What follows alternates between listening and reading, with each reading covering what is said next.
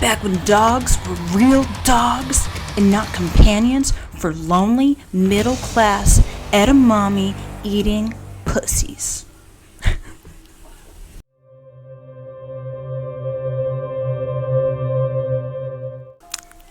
Hello, my name is Alicia. I also go by the name Till November on social media, and I am starting a book review series. I wanted to do a book review series for a couple of reasons. I love reading. I love talking about what I'm reading, and I haven't found a good avenue in which to share that. I've thought about doing book clubs before. If I'm being completely honest, I can't commit to feeling and being that social. I love the idea of it, but honestly, sometimes I don't want to be in a room full of people. Maybe I don't like the book. You know? So I thought that this might be a good way to talk about the books that I've been reading, which I do like doing, on my own time, my own terms, and sharing some thoughts for others, but also for myself. One of my biggest issues when it comes to reading is I'll read, and then 4 or 5 months later, a couple years later, I won't remember that book at all. I've gotten in the habit of writing notes down for it, and that's helpful. But I thought something like this would also be fun and incorporate a social element to it, rather than just some notes on a computer that may or may not get looked at again.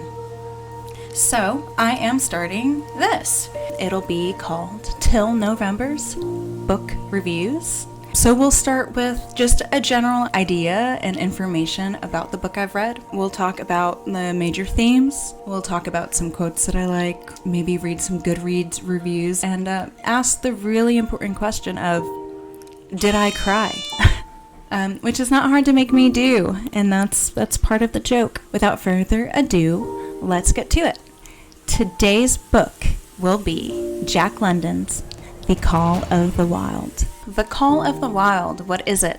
It is a short adventure novel by Jack London, and it was published in 1903. Based in Alaska, Canada, like Klondike region. And we're following a dog named Buck, who starts his life very cushy in California, gets kidnapped by a gardener, and sent to Alaska to be a sledding dog for the arrival of people who are up there in order to find gold. I guess there was a big gold rush at that time. I suppose there were not enough dogs to work the sleds. So this gardener kidnaps Buck, and we follow his life from there. We see Buck turn into one of the best sledding dogs. We watch him pass through the hands of different owners, some good, some bad. One who really shows him love, and ultimately we witness his evolution from domesticated dog into something else entirely. I would recommend it. If I had to rate it, I would give it 4 out of 5 stars. I don't give books 5 out of 5 stars very often. 4 out of 5 is an incredibly good book.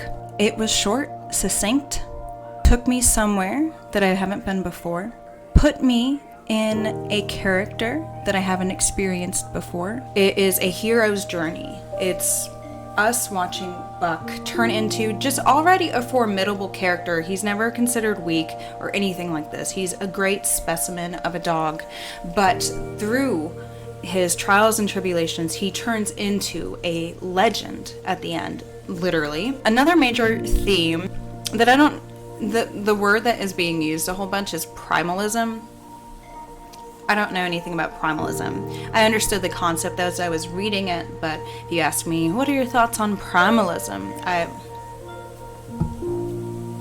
Primal. Liver King. What do we think of Buck?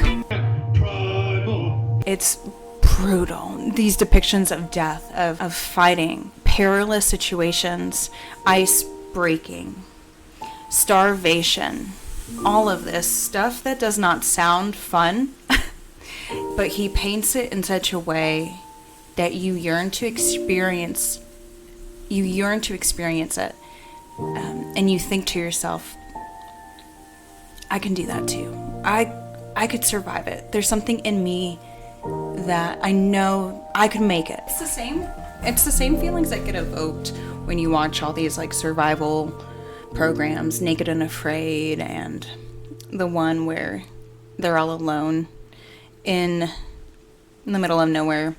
It touches on something that is primitive in us, this need to prove that we can still do this, even when our day-to-day life has moved us so far away from any of that. Another big theme for this book is ancestry, lineage. In this book, it's called The Call. As he progresses in the story, he has these changes outwardly, obviously, becomes stronger, at times becomes weaker. Inwardly, it's a pretty linear evolution. As time goes by, he listens to this call more and more. Throughout the book, Buck gets passed around quite a bit. He has less and less ties to humanity. There are moments when he totally lets loose.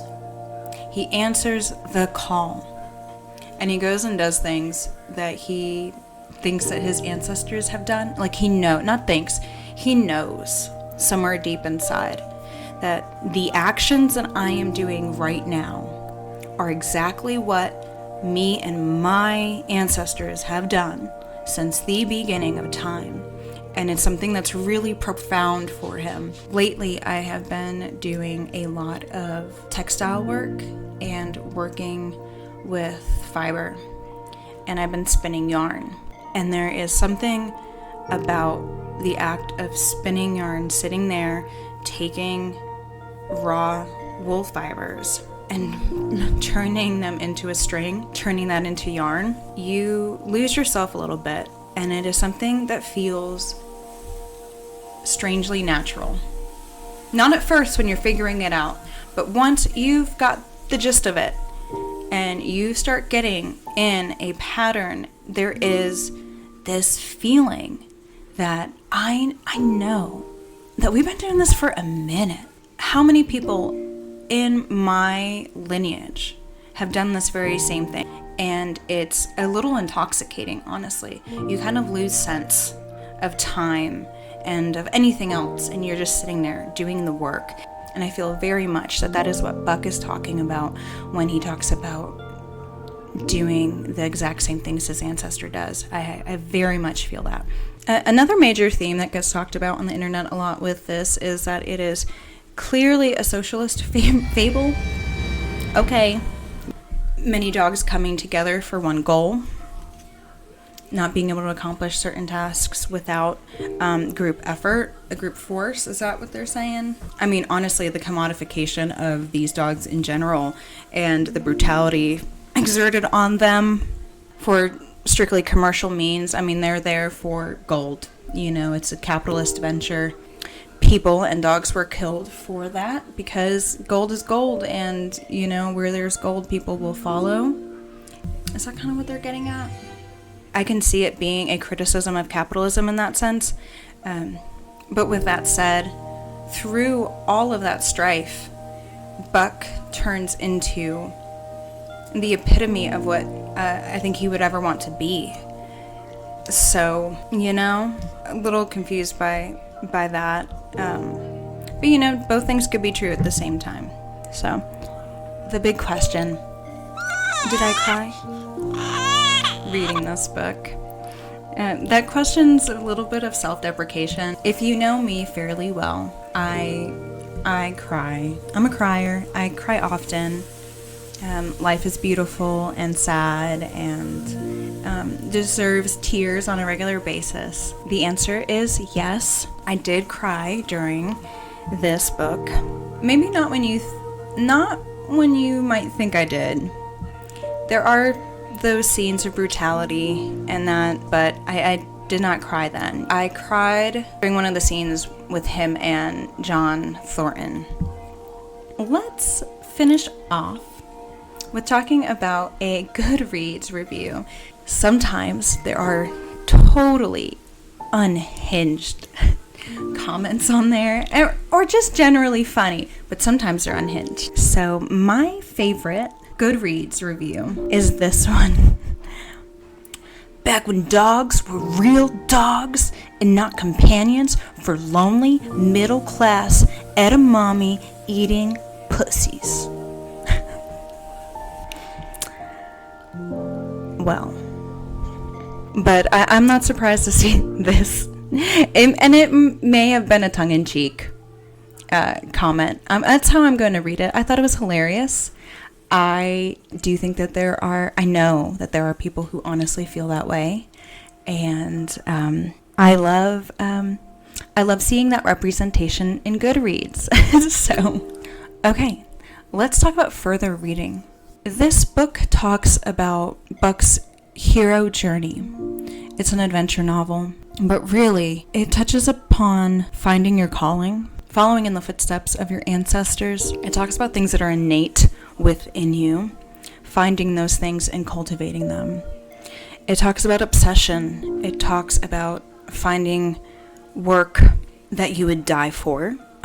With all of that said, if you liked this, I think that you would like Hemingway's The Old Man and the Sea.